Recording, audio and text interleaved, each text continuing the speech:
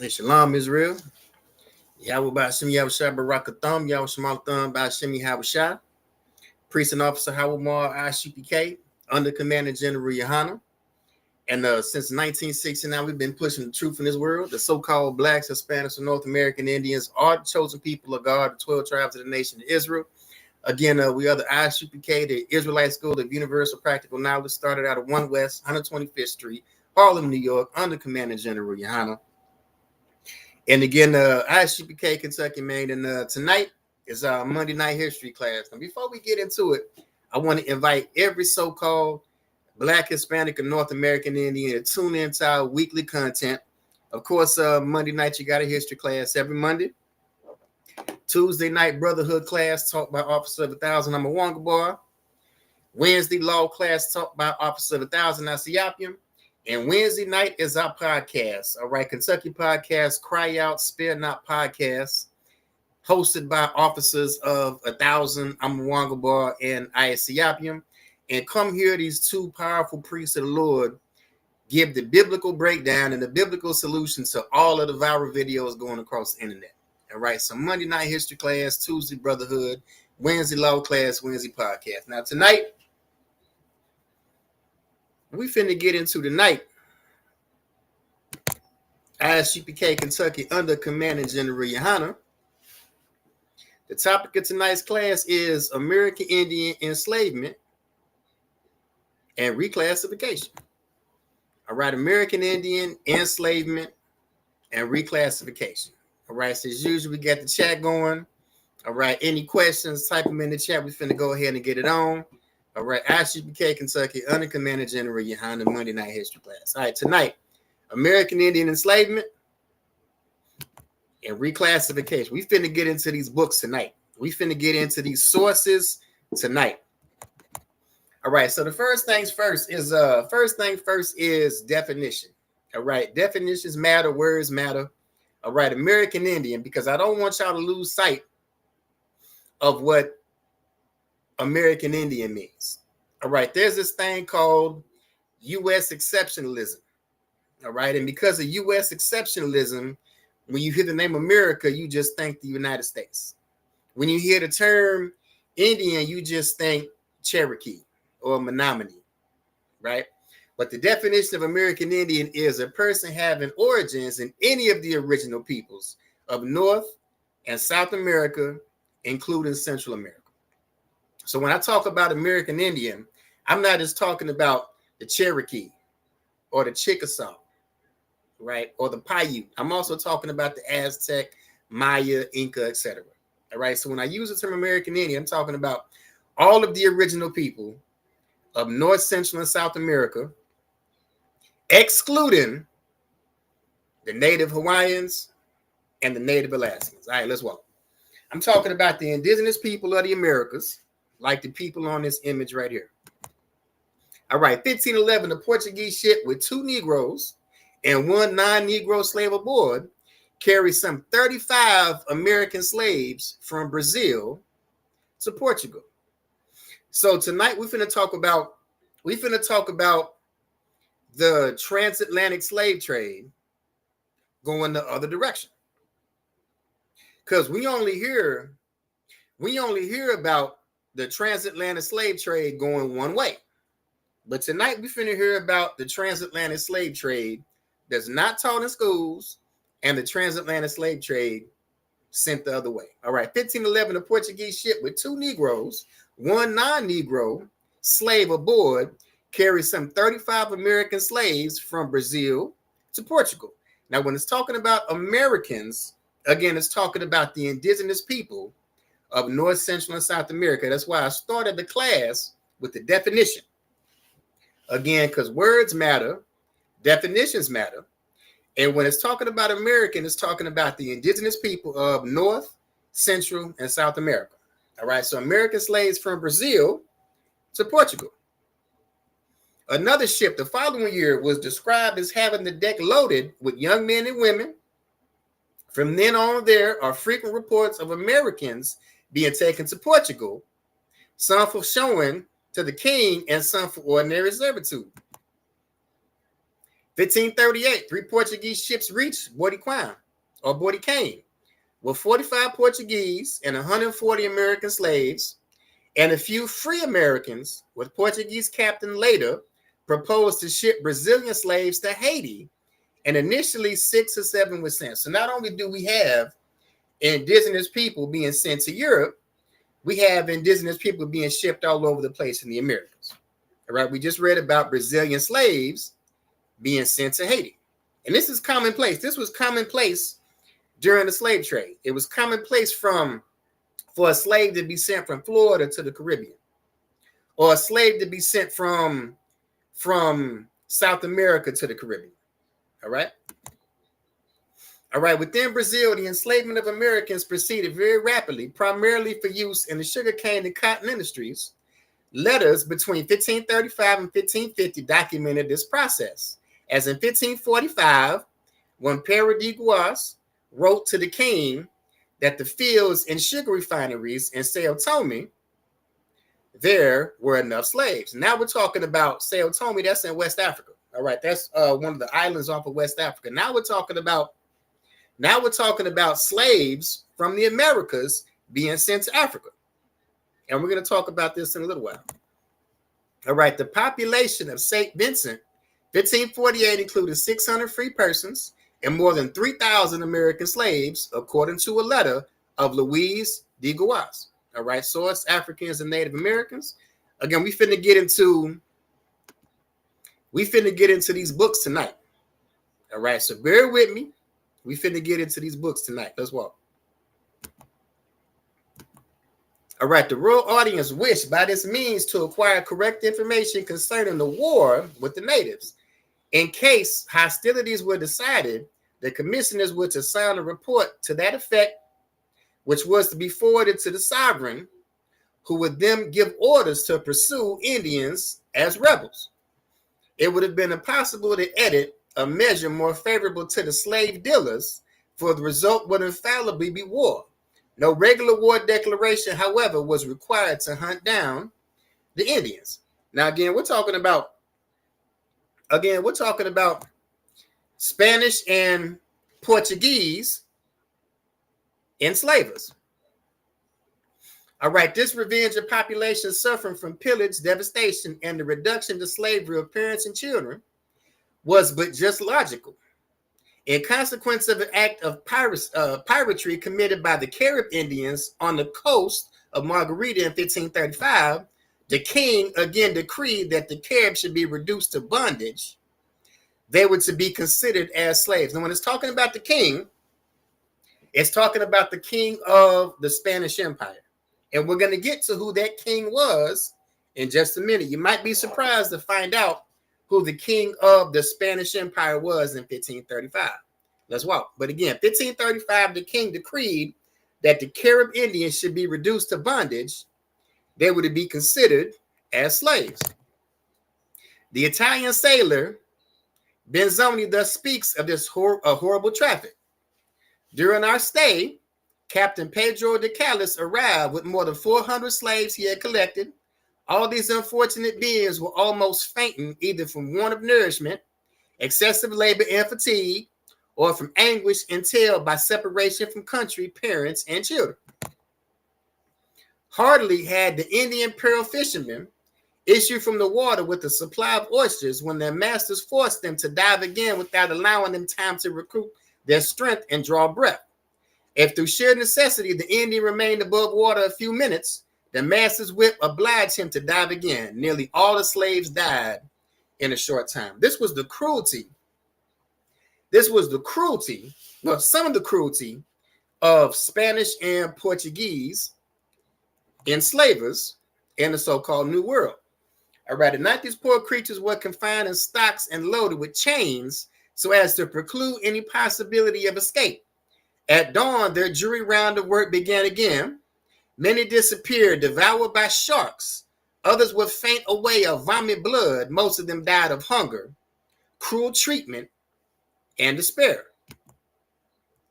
The rising wave of iniquity and this infamous and never-ending traffic, this continual assassination of defenseless populations which were to disappear like the inhabitants of Hispaniola and Puerto Rico, this Holocaust of victims. So now we're talking about the Holocaust of indigenous people in the Americas.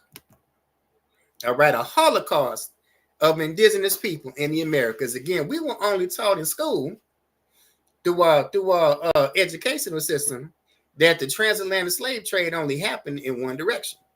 All right, tonight's class, we finna cover the transatlantic slave trade going the other way and the enslavement of indigenous people in the New World. All right, Captain Callis arrived with upwards of 400,000 slaves and had captured many more. When some of them could not walk, the Spaniards, to prevent the remaining behind to make war, killed them by burying their swords in their sides or their breasts. It was really a most distressing thing to see the way in which these wretched creatures, naked, tied, and lame, were treated.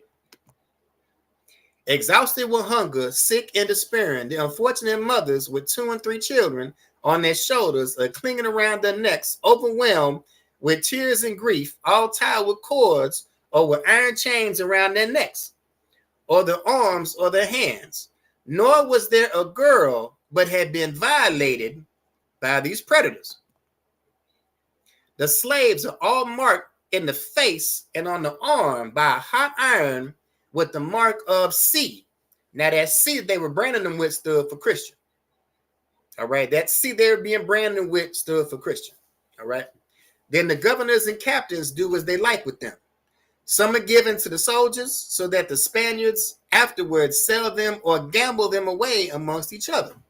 When ships arrive from Spain, they barter these Indians for wine, flour, biscuit, and other requisite things.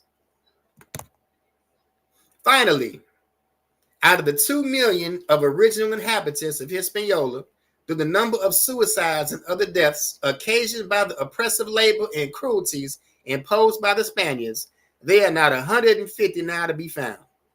And this has been their way of making Christians out of them.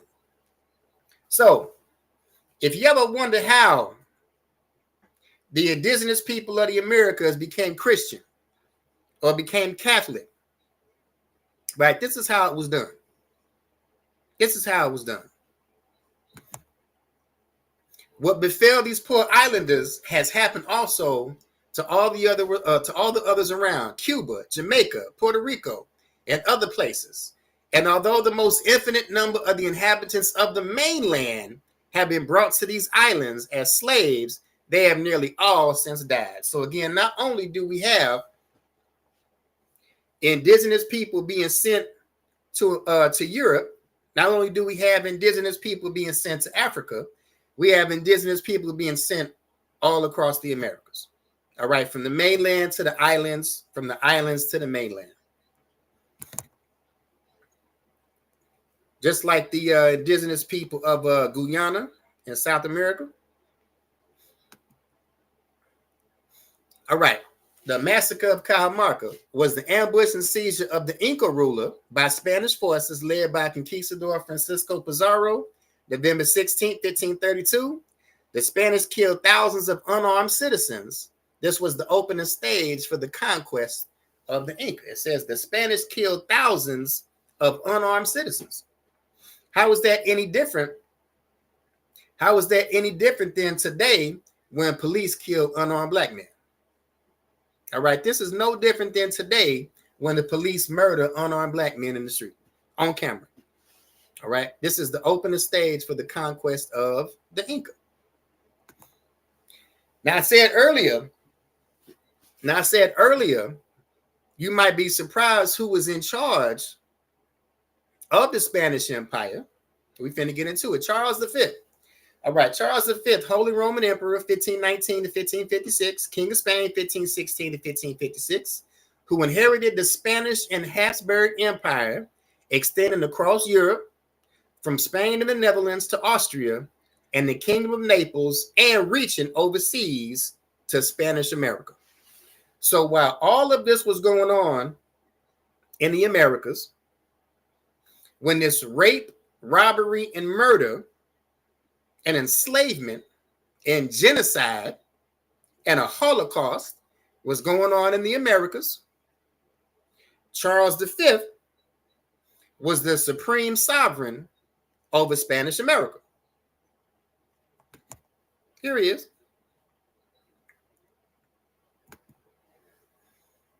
All right, Charles V, this was the supreme sovereign over the Spanish Empire in the Americas when all of this was going down. The rape, robbery, murder, pillaging, enslavement, genocide of the Americas by the Spanish during this time period. All right, Charles V was the supreme sovereign of the Spanish Empire. All right, here's Charles V on a painting in Peru. You see him with the crown, European clothing, Christian cross. All right, Charles V or Carlos Quinto. All right, and this depicts the last Inca emperor that we just read about. And Charles V making himself emperor over the Inca. So again, when the enslavement of the indigenous people was happening, when the genocide of the indigenous people was happening, all right, we had a black king that was in charge of the whole thing. All right, if I may go back and check, I did a class on black colonizers, I think 3 years ago.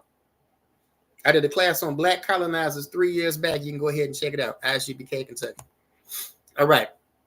And we also are familiar with the fact that black conquistadors also rode with the Spanish. All right, Juan Garrido joined the Spanish expedition. 1502, he arrived in the Americas. He participated in the invasion of Puerto Rico and Cuba in 1508. In 1513, as a part of Ponce de Leon's entourage, the expedition landed in Florida. By 1519, he joined Cortez's forces and invaded Mexico.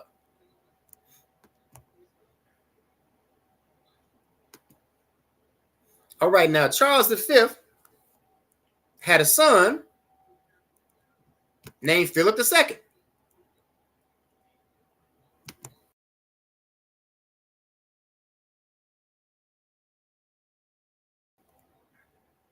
All right, so like Charles V had a son named Philip II.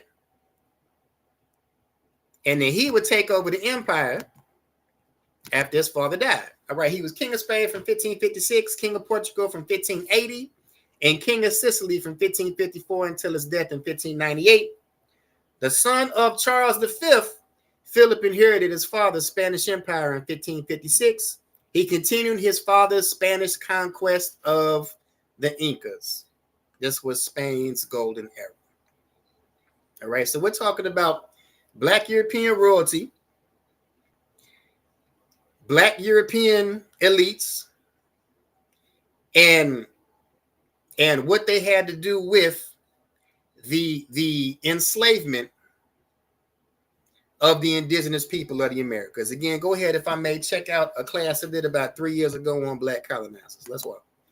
All right, we can, I think, be confident that the Americans soon appeared in the Portuguese colonies in Africa and in Cape Verde. All right, so again, we have indigenous people of the Americas, American Indians, also being sent on slave ships to Africa. All right, if I may, put a 1 in the chat. Put a 1 in the chat if you've ever heard that indigenous people of the Americas were being put on slave ships and sent to Africa. All right, put a 1 in the chat if you've ever heard that American Indians, indigenous people of the Americas, were actually put on slave ships and sent to West Africa. Put a 1 in the chat.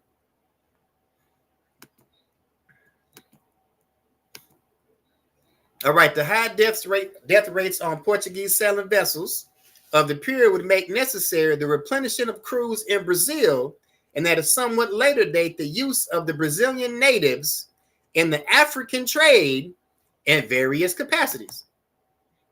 1641 auxiliaries were sent to were to be sent from Bahia and Rio de Janeiro to reinforce the troops in Angola. And in 1644, the king approved a project to send Enrique Diaz with non-white auxiliaries from Bahia to Angola. Again, indigenous slaves from the Americas being put on slave ships and sent to Africa. All right, Diaz was needed instead in Brazil to fight the Dutch, but in 1645, an expedition left Rio de Janeiro for Angola. Again, in 1648, some 2,000 men were sent from Rio to Angola in West Africa. Again, a slave trade in the other direction. All right, a slave trade of indigenous people of the Americas, American Indians, put on Portuguese slave ships in the 1600s and sent to West Africa. Again, topic of tonight's class is American Indian enslavement and reclassification. All right, Portuguese troops in Angola were accompanied by the campaigns by auxiliary native troops, and thus we can be confident that Brazilian contingents included persons of American origins. All right, again, indigenous Americans put on Portuguese slave ships and sent to West Africa. All right, 1647, Appalachia revolted against the Spanish in present-day Florida. We read earlier how a black conquistador rode with Ponce de Leon in their exploration of Florida. All right, the revolt changed the relationship between Spanish authorities and the Appalachia. Following the revolt, Appalachian men were forced to work on public projects in St. Augustine or Spanish-owned ranches. All right, Appalachian Indians like this here. All right, when the Spanish abandoned the province in 1704, some 800 surviving Indians, including Appalachia, Choctaw, and Yamasee, fled to Pensacola, along with many of the Spanish in the province. Oppressive conditions in Pensacola forced most of the Appalachia further west, and the French-controlled Mobile. All right, so now we're talking about the Spanish abandoning Florida. All right, the Spanish abandoning Florida. All right, Florida was transferred to Britain in 1763, and several Appalachian families, then living in Pensacola, consisting of 120 Appalachian and Yamasee Indians, were forced to move to Veracruz, Mexico. So again, we have a slave trade, not only coming from Africa to the Americas, not only coming from Europe to the Americas. We have a slave trade going from the Americas to Europe. We have a slave trade going from the Americas to West Africa. And we have a slave trade going all over the place in the Americas.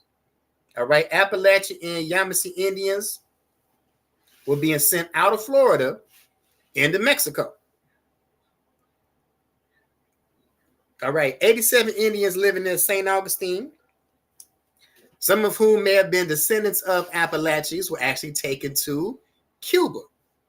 All right, so a slave trade happening all over the place. Again, these are things you didn't learn in school. These are things you didn't learn in history class. Now we have indigenous people in Florida. And here's your black conquistador, Juan Garrido. And we were talking about the Yamasee. There's a Yamasee woman, Yamasee Indian woman. All right, it says, whenever a Seminole appeared darker than his fellows, it was said that his Yamasee ancestry was showing. Here's your source. All right, next source, congressional serial set by United States Government Printing Office, 57th Congress, first session. It says the Yamasee Indians were Negroes, what were known afterwards as the fiercest of the Indian tribes in the South. And we're going to focus pretty much the rest of class on the Indians in the Southern United States. All right, I walked y'all this whole way with the enslavement by the Spanish and Portuguese of the indigenous people of the Americas, South America, the Caribbean, and Mexico. And the rest of the class, we're going to deal with the Indians in the southern United States. All right, after the conquest of Mexico by Cortez. And again, we know that Juan Garrido, the Black Conquistador, rode with Cortez in the conquest of Mexico. It says Aztecs left Mexico and gradually traversed the country until 1620. We find them in Alabama.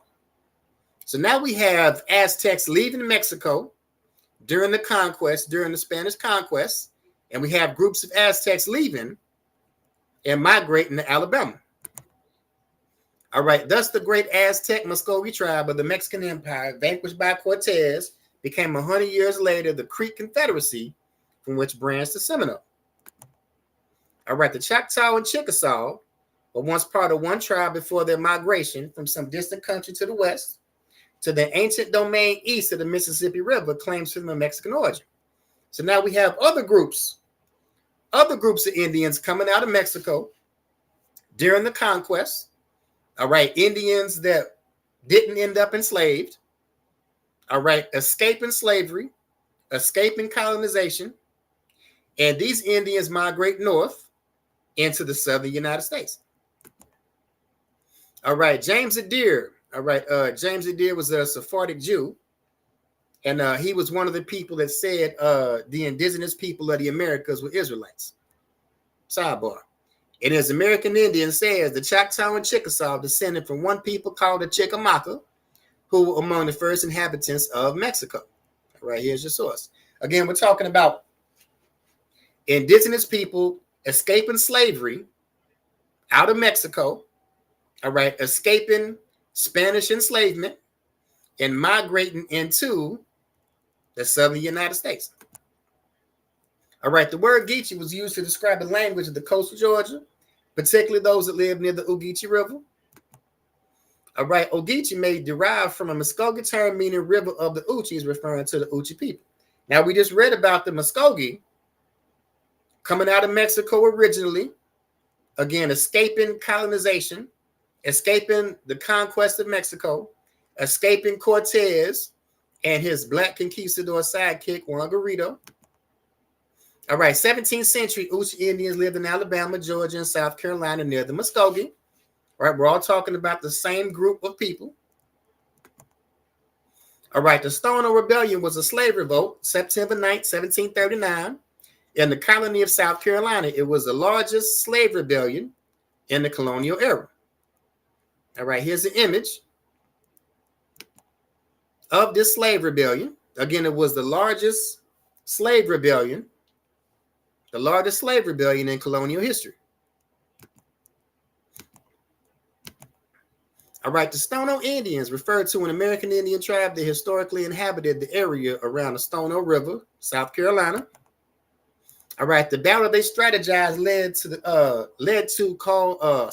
battle they strategized to lead is called the Stono Rebellion, which launched what was called the Gullah Wars. Now, the Gullah Wars was a smaller part of what was called the Seminole Wars. So when you hear Stono Rebellion, Gullah Wars, Seminole Wars, we're all talking about the same conflict. All right, specifically highlighting the significant role of escaped slaves from the South Carolina Low Country who spoke Gullah that fought against the U.S. military during those conflicts. All right, by the mid-1700s, former slaves and the remnants of the most resistant tribes, the Creek, the Yamasee, the Stono, the Uchi, and the Miccosukee Indians became known as the Seminole. And this is where it kind of all ties together. All right. We read about Indians being enslaved in Florida by the Spanish. The Spanish eventually abandoned their colony. All right. Then you have other groups of Indians coming out of Mexico, escaping the enslavement of the Spanish, escaping the conquest of Cortez. And we have these Indians moving into the southern United States. And all of these Indians band together, along with some former slaves that were escaping enslavement in the colonies. And all of these people group together and form what's called the Seminoles. This is where your Seminoles come from. All right, the Seminole is not one group of people. The Seminole is not an ancient group of Indians. All right, but the Seminole are a bunch of smaller Indian groups, all right, that all banded together to escape slavery, and they fought against the expansion of the 13 colonies and the young United States. All right, the Removal Act of 1830, signed by Andrew Jackson, initiated the policy of relocating American Indians from the southeastern United States to Indian Territory, which included the Seminole. All right, the Seminole Wars, 1816 to 1858, fought the United States Army in an attempt to resist relocation. The Indian Removal Act, also called the Trail of Tears, beginning in 1830, meant the dispersal of their people to Oklahoma, Mexico, and Texas. So again, we have these groups of Indians that all banded together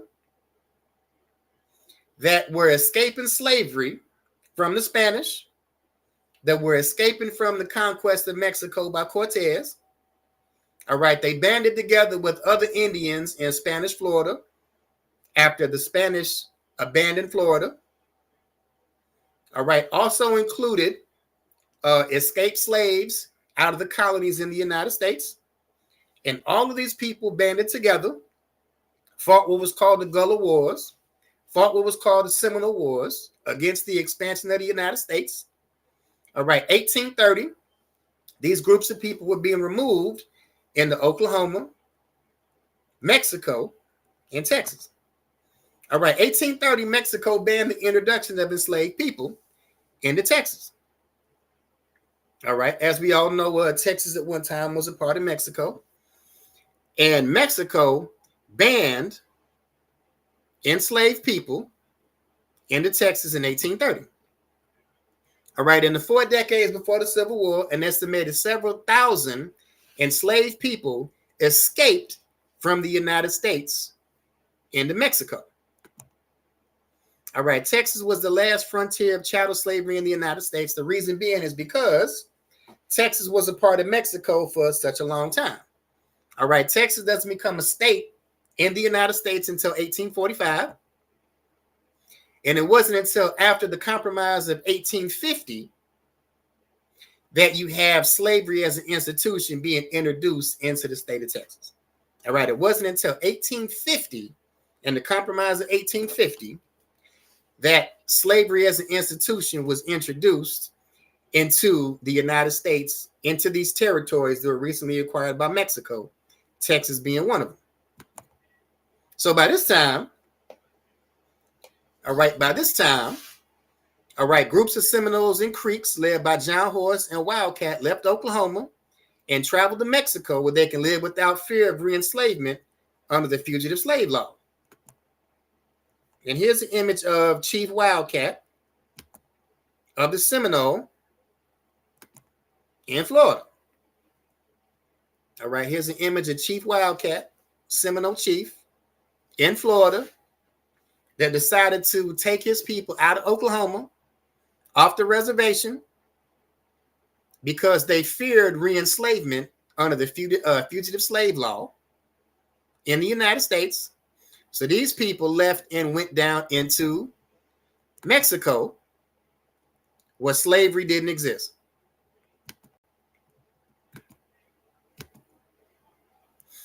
All right. Now, when the Seminoles and the Creeks went down into Texas, there were other groups of indigenous people, other groups of American Indians living on the Gulf Coast. All right, here's a description of them in a book called The Period of 1817 to 1820. All right, the savages, who were the coastal clan of interior tribes, were a very low type of civilization. They were dark-skinned with short, coarse, black hair. All right, talking about the Atacapa Indians, the indigenous people of Galveston. All right, a couple of these slides were from a class I did last year on Juneteenth. All right, if I may, go ahead and check it out. ISUPK, Kentucky. Last year, I did a class on Juneteenth, and I talked about the enslavement of indigenous people in Texas. But here's your Atacapa Indians, indigenous people of the Gulf Coast. And they're still here today. All right, Chief Michael Amos, a Takapai tribe of America. These indigenous people are still here. All right, Galveston was a slavery empire founded by French pirate John Lafitte, who was another Black European. You can check it out. He was financed by two brothers, Jewish traders. They were known as Karankawa traders for Lafitte, who grew incredibly wealthy by enslaving the Indian population. The Karankawa subsequently were called African or Black slaves. Here's your source. So we have indigenous people in Texas. The Karankawa lived in South Texas on the Gulf Coast.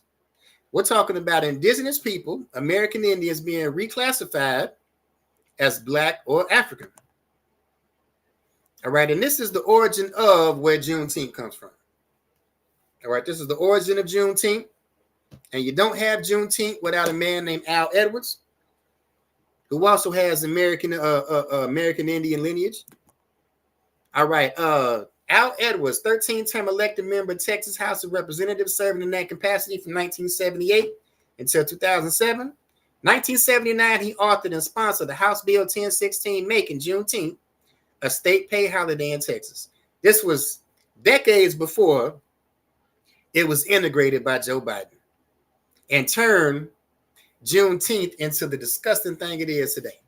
But back to these Seminole Indians. All right, after 1865, when slavery was abolished, all right, after June 19, 1865, you had groups of Seminoles and Creeks that leave back out of Mexico and come back into Texas. This is where your Seminole Indian Scouts come from. All right, Texas Seminole Scouts were descendants of runaway slaves. All right, here's a famous one, John Ward. All right, right here in the front. All right, this is where your Seminole Negro Indian Scouts come from, out of Brackettville, Texas, South Texas. All right, 1837, the Seminole Indians served as Buffalo Soldiers and Scouts for the Army without a single man being killed in 25 actions. All right, if you knew that the Buffalo Soldiers were Seminole Indians, put a 1 in the chat. If you knew that Seminole Indians were the Buffalo Soldiers, put a 1 in the chat. All right, let's walk. All right, we talked about John Ward, Sergeant John Ward. All right, stationed in Fort Duncan, Texas, 24th Infantry Indian Scouts. All right, 13 enlisted men and 6 officers from these 4 regiments earned the Medal of Honor in the Indian Wars. All right, in addition to the military campaigns, Buffalo Soldiers served a variety of roles along the frontier, from building roads to escorting U.S. mail. All right, so again, you have 4 people out of these Indian regiments that received the Medal of Honor. Now, these men, some, when they came out of Mexico after 1865, some moved back to Texas, and you had others that moved back to Indian Territory in Oklahoma. All right, Tulsa, a Creek Indian settlement, got a huge boost when the nearby Glenpool oil field was discovered in the early part of this century. Oil barons gave the town its Art Deco stamp and left behind priceless legacies of art and architecture. All right, I did a class on Black Wall Street last year, and I put out that Tulsa was a Creek Indian settlement. All right, the origins of Black Wall Street is American Indian. All right, the origins of Black Wall Street is American Indian. All right, again, after 1865, you have these Seminoles and these Creeks that leave out of Mexico, move back into Texas after 1865. Some stayed in Texas, fought in the Indian Wars, became Buffalo Soldiers. Others moved back into Indian Territory. All right, others moved back into Indian Territory, where Tulsa, Oklahoma is. Again, the origin of Black Wall Street is American Indian. All right, O.W. Gurley was once the wealthiest Black man and founder of the Greenwood District in Tulsa. All right, after emancipation, freedmen who had followed the 5 civilized tribes on the Trail of Tears could now claim land. They migrated westward through Kansas in the 1870s and 1880s and blazed Gurley's path through the Oklahoma Territory in the 1890s. So Gurley, O.W. Gurley, the wealthiest man in Tulsa, got his idea from Indian freedmen. All right, got his idea from Indian freedmen. All right, black tribal members who were classified as freedmen by the Dawes Commission benefited from the allotment process. They were granted approximately 2 million acres of property, the largest transfer of land wealth to black people in the history of the United States. And all of this was in Oklahoma. All right, freedmen are American Indians. The aim of this pictorial is to demonstrate that the domestic slave trade had reduced ethnic Native Americans to African slaves for sale, and that they too had been freed and or received benefit from emancipation.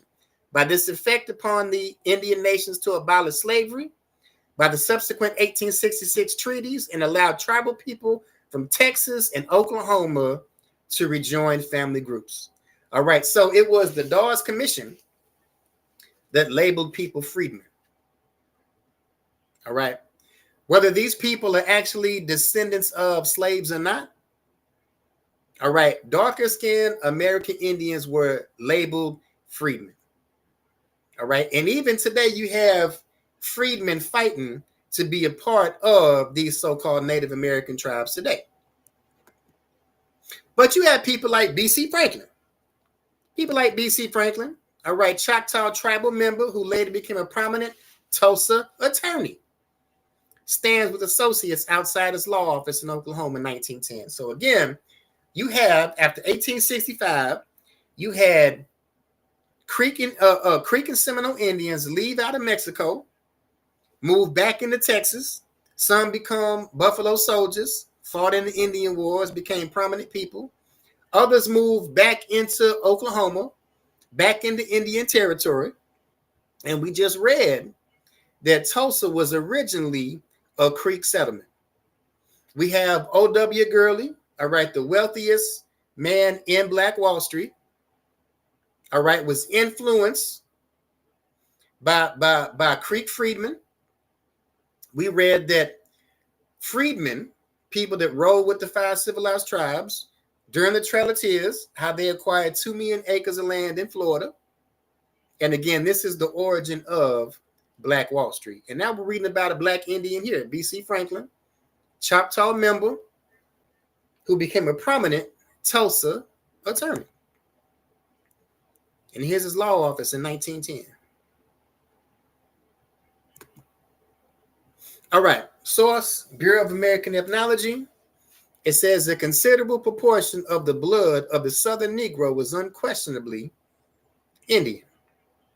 So what is this saying? This is saying that so-called Blacks, Hispanics, and North American Indians are the same people. All right, so-called Blacks, Hispanics, and North American Indians are the same people. So I don't know what they're talking about in this FBA group, or how they're delineating or whatever. I was watching the video with Officer Shaw up in headquarters, and he was interviewing the FBA. This FBA said he voted for Trump, and he approves of all of the mass deportation of indigenous people. And then it comes out that this FBA is Indian. It comes out that this so-called FBA is an American Indian. But does he know that ICE is also raiding reservations right now? I wonder if this American Indian so-called FBA knows that ICE is currently raiding Indian reservations right now. All right, next source. All right, the Virginia Vital Statistics Bureau classified all non-reservation Indians as Negro. All right, the Virginia Vital Statistics Bureau classified all non-reservation Indians as Negro. All right, again, all this shows is that so-called Blacks, Hispanics, and North American Indians are in fact the same people. All right, the chosen people of God. All right, descendants of the greatest people to ever walk the face of the earth. All right, the 12 tribes of the nation of Israel. So before we end it, we got a few scriptures to drop. We want to start in Deuteronomy 28 and 68. And the Lord shall bring thee into Egypt again with ships, by the way whereof I spake unto thee. Thou shalt see it no more again. And there thou shalt be sold unto your enemies for bondmen and bondwomen, and no man shall buy you.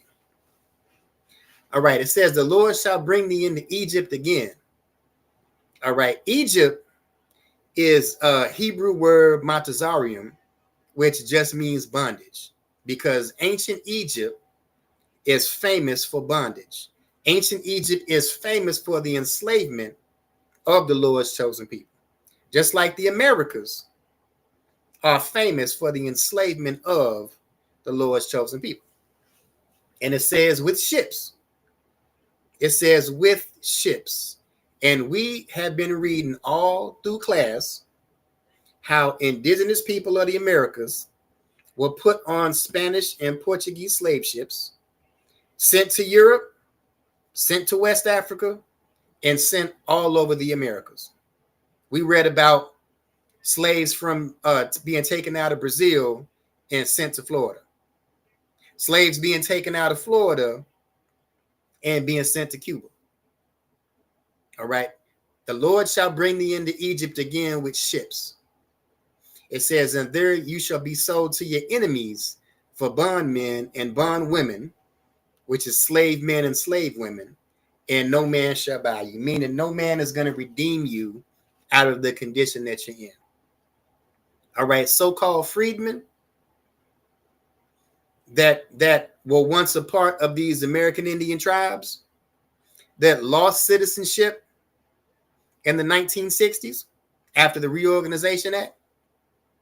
You have these so-called freedmen that have been fighting for acceptance in these so-called modern Native American tribes. But the Bible says no man shall buy you. No man is going to redeem you out of this condition. All right. Nobody is going to get so-called blacks, Hispanics, or North American Indians out of our condition until Christ returns, until Christ cracks that sky and destroys our enemies. All right. That's when blacks, Hispanics, and North American Indians are going to get our salvation. All right, let's drop that. Let's go to the book of Ezekiel.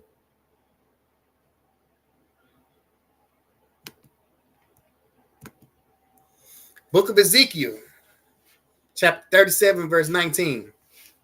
Say unto them, thus saith the Lord God, behold, I will take the stick of Joseph, which is in the hand of Ephraim, and the tribes of Israel and his fellows, and will put them with him, even with the stick of Judah, and make them one stick, and they shall be one in mine hand.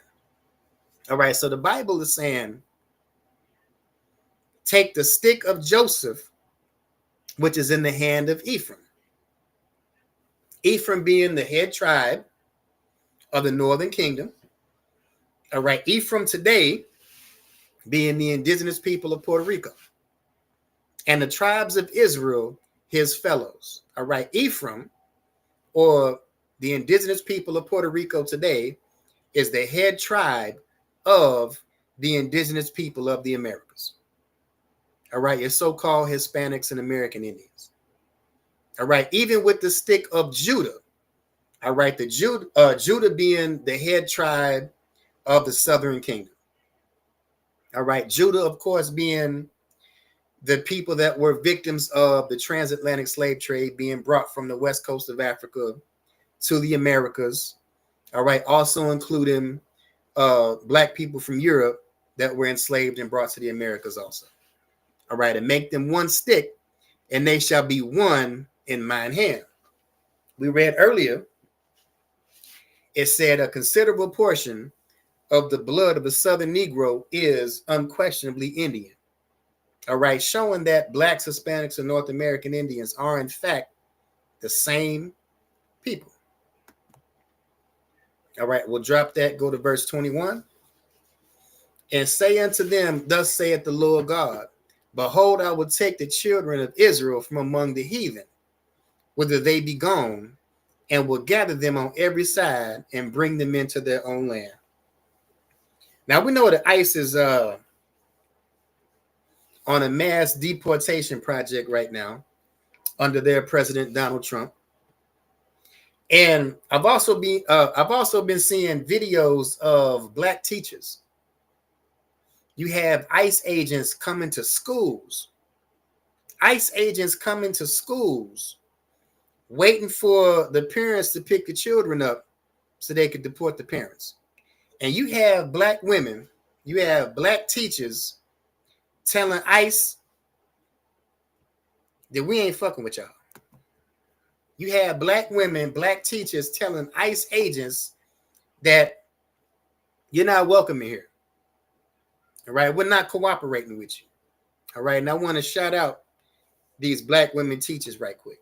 All right, I want to shout y'all out real quick for protecting the Lord's chosen people, protecting these children from the wickedness of Donald Trump and his ICE agents. So with that, fuck ICE. All right, with that, fuck ICE. All right, ISUPK Kentucky Monday night history class. And before we end it, we'll do a courtesy salute. All right, shalom. Yahweh Ba'Shem Yahweh Shah Barakatham. Yahweh Shemalatham Ba'Shem Yahweh Shah. Class dismissed.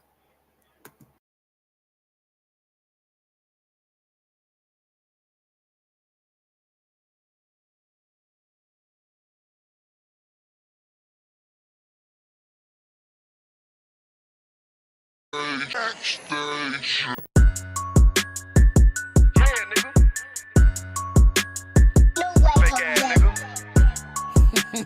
You ain't no Israelite, but you a gospelite, bitch. Fuck you talking about?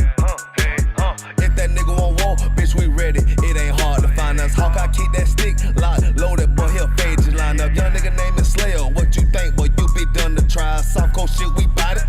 UPK, soup solid. Little bitch think I'm crazy, think I'm playing like bitch, I ain't the one. Warfare every day, so who is you, bitch? I don't need your love. Killers right round the way. What you think? I love this brotherhood. Hood. More than you, bitch. Sharp on shit, I'm bout it. UPK soup solid. Fuck nigga don't want war. Ain't enough clips in your army.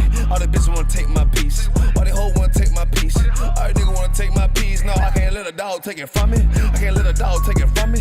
You a whole study and you dummy. And these bitches really out this bitch walking around like they don't know nothing. And a lame nigga fall for them and get set up for the coins and get gunned down, man down. Shoulda took the time, get a damn no. But I see the starter and I show her. She could never get a priest holding. You a dirt ass, rust ass neck bitch with a fake ass jewelry.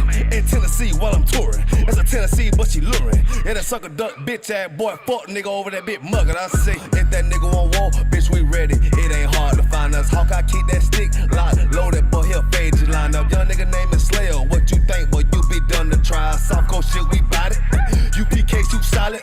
Little bitch think I'm crazy, think I'm playing like bitch, I ain't the one. Warfare every day, so who is you, bitch? I don't need your love. Killers right round the way. What you think? I love this brotherhood. Hood. More than you, bitch. You a lame nigga down to me. Eat candy, but I'm sucker free. You a little nigga, ain't none of me. Base up, boy, I fit a beat. Yeah, AR-223. Draco with a magazine. Yeah, the clip run like limousine. I shoot your ass in the spleen. Boy, I bust your ass in a temple. We debating by the temple. Tell the truth, boy, you's a victim. And you're squirming off like a lizard. Nigga walk down my road. Why does nigga come down my road? Boy, come down my road. Boy, I charge your ass toll fee. I'm a real big priest, nigga. UPK play for keys, nigga. Commanding general get a damn order, but ain't nothing to me to damn kill you. I was stalking his ass like a cat. All weapons, boys full of tech. Boy, like a close combat. Nigga got popped off for a neck. If that nigga won't walk, bitch, we ready. It ain't hard to find us. Hawkeye keep that stick locked, loaded, boy, he'll fade you line up. Young nigga name is Slayer. What you think, boy? You be done to try. Soft cold shit, we bout it. UPK soup solid. Little bitch think I'm crazy, think I'm playing like bitch, I ain't the one. Warfare every day, so who is you, bitch? I don't need your love. Killers right round the way. What you think? I love this brotherhood. Hood. More than you, bitch. Christ said 7 women gonna be on one nigga in the end time. Nigga, fuck wrong with you, boy? Stressed by that damn hoe ass bitch. Fake ass nigga too. Dumb ass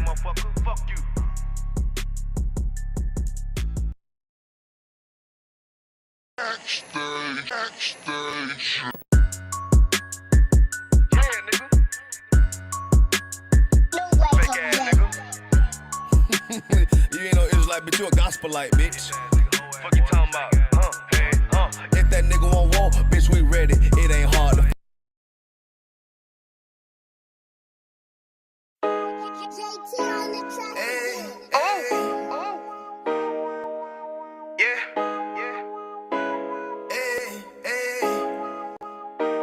Fuck wrong with you, boy?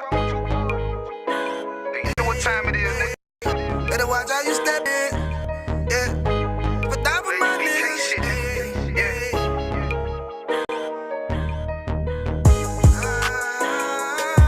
I'm in it, yo. Got my nigga Rewan with me. But that was my niggas, it'll be an honor. You know what I'm saying? Under commanding General Honor.